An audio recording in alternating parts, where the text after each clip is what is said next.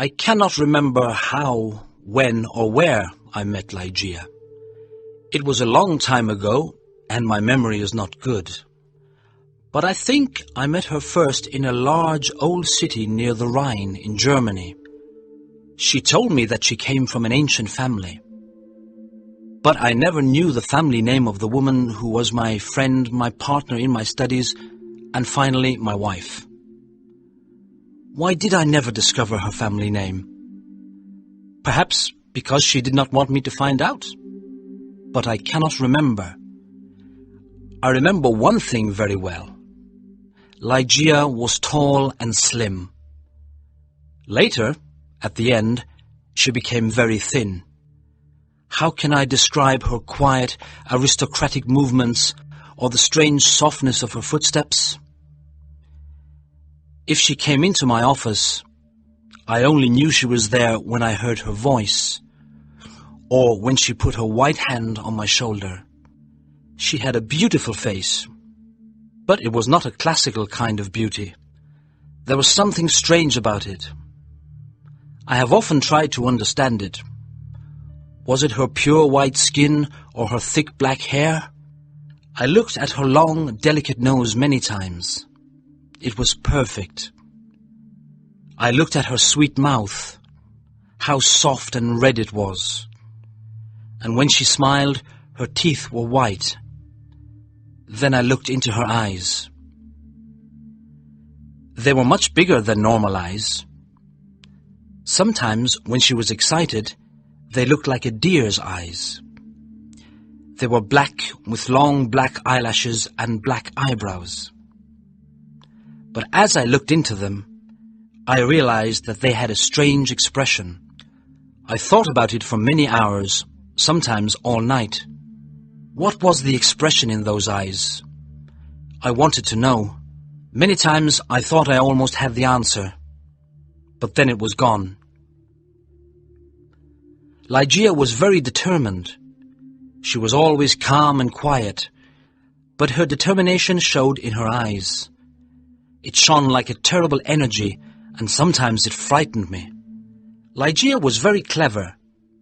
She was excellent at Latin and Greek, and she knew many other languages perfectly. She never made a mistake. She was also a student of science and mathematics. When we were first married, I often asked her for help with my studies, and we worked together. But after she died, I was alone. Without her, I was like a child in the dark. When she first became ill, she did not come to help me as often as before. She lost weight, and her skin became pale and transparent. When I saw that she was dying, I felt desperate. Ligeia resisted death with all her energy. She was determined to live. I watched in agony as she fought for life. I knew she loved me, but I only understood how much she loved me now that she was dying. She held my hands and said that she was devoted to me. I cannot talk about it now, but let me say that her love for me was part of her determination to live. On the night she died, she suddenly got out of bed and cried, "Oh God, must I die? Must I lose my fight with death? No, I can't die like this." But my dear Ligeia died. I was so sad I could not stay in the old city by the Rhine. For a few months I travelled around. Then I bought an old abbey in an isolated part of England. This dark, sad place expressed my feelings of loneliness. But I decorated it with beautifully colored curtains, carpets, and ornaments. I said to myself, perhaps the bright colors will make me feel happier. Unfortunately, they did not.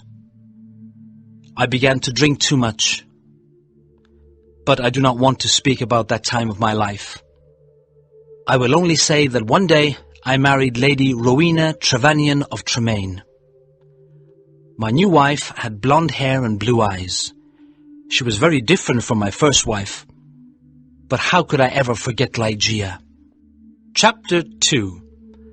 A Fight with Death. I took Lady Rowena back to a room high up in the tower of the Abbey, where we lived for the first month of our marriage. The room was very large, with an enormous window made of glass from Venice. The ceiling was high, like a church, and in the centre there was a big gold chandelier. There were sofas from the east and an Indian bed. On the walls were long tapestries, like carpets, with designs made of gold. The tapestries moved every time the wind blew. My wife was afraid of me because I was often sad and depressed. She did not love me much and stayed away from me, but I preferred this.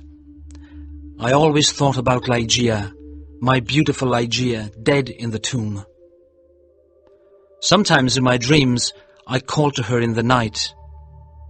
I imagined that perhaps my love for her could bring her back to me. At the beginning of the second month, Lady Rowena became ill. She did not sleep very well, and told me she could hear sounds and movements in the tower. "You have a fever," I said. "You're imagining things." She got better, but then she went back to bed with a second illness, worse than the first. The doctors could not understand it. Again, Rowena began to hear little sounds and movements in the bedroom, and they frightened her. One night, at the end of September, she woke up suddenly. I was sitting on a sofa by her bed. She whispered to me that she could hear sounds and see movements, and there was a frightened expression on her thin face. But I saw and heard nothing. "It's the wind," I explained. "You can see the tapestries moving in the wind." But her face was white with fear, and she nearly fainted. I remembered that there was some wine on the table on the other side of the room. As I walked under the light of the chandelier, a strange thing happened. I felt something invisible pass me, and on the carpet I saw a shadow, almost the shadow of a shadow. I decided to say nothing to Rowena. I poured out a glass of wine and gave it to her. Then I sat on the sofa and watched her. After some moments, I heard very quiet footsteps on the carpet coming towards the bed. A second later, as Rowena was about to drink the wine, I saw, or perhaps I dreamed that I saw, 3 or 4 large drops of a bright red liquid fall into the glass. Rowena did not see it. She drank the wine, and I said nothing because I thought it was only my imagination. After this, Rowena's health got much worse, and on the third night she died. Her servants prepared her for the tomb, then covered her with a sheet. The next night, I sat alone with her body in the bedroom. Strange forms and shadows moved around me. I looked nervously into the dark corners at the moving tapestries, and I felt frightened. Then I looked at the carpet under the chandelier. There was no shadow there, and I felt better. When I looked at Rowena on the bed, sad memories of Ligeia, the only woman I ever loved, came back to me. It was perhaps around midnight when I heard a sound. It was quiet but clear, and it woke me from my dreams. I thought it came from the bed. I listened in terror, but I did not hear it again. I looked carefully at Rowena for any sign of life. She was not moving, but I continued to look at her. Minutes passed. Then I noticed a little colour in Rowena's face. My heart stopped in horror. I could not move. When I understood that Rowena was not dead, I tried to revive her. But soon the colour disappeared from her cheeks. Her face looked like marble again, and her lips were thin with the horrible expression of death. When her body was cold and rigid, I fell onto the sofa and dreamed about Ligeia. An hour later, I heard the same sound as before. I listened. Yes, there it was again, a sigh from the bed. I ran over and saw clearly that her lips were trembling. Then they opened, showing her bright teeth. I thought I was going mad. There was a pink colour on her cheeks and neck. Her body was getting warm again, and her heart was beating a little. Lady Rowena was alive. I did everything I could to revive her. Then, suddenly, her colour disappeared. Her heart stopped, and her body became cold and rigid. I sat down and began to think about Ligeia again. Then again, for the third time, there was a sound from the bed. But why must I describe the horrors of that night? Again, I tried to revive Rowena, and then a fourth time. Each time, she seemed to fight with an invisible force. And each time, her body changed. I cannot say how, but she looked different. It was nearly dawn when she moved again. I was sitting on the sofa, exhausted, but Rowena's body moved with more energy than before. Her colour returned, signs of life changed her face. Her eyes were closed, but she looked alive. Then she suddenly got out of bed and walked slowly to the centre of the room, like she was walking in her sleep. I did not tremble. I did not move. I was as cold and still as stone, paralyzed by what I saw. As I looked at her, my head filled with wild thoughts. Was Rowena really alive?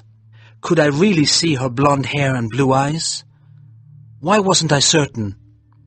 I could not see her mouth very well, but her cheeks were like pink roses. Weren't they Rowena's cheeks? But wasn't she taller than before? I was filled with a kind of madness. I ran to her, but she moved away. Then I saw her long hair moving in the wind. It was blacker than the black of midnight. And now, slowly, her eyes opened. I shouted like a madman, "These are the black eyes of my lost love, the eyes of Ligeia."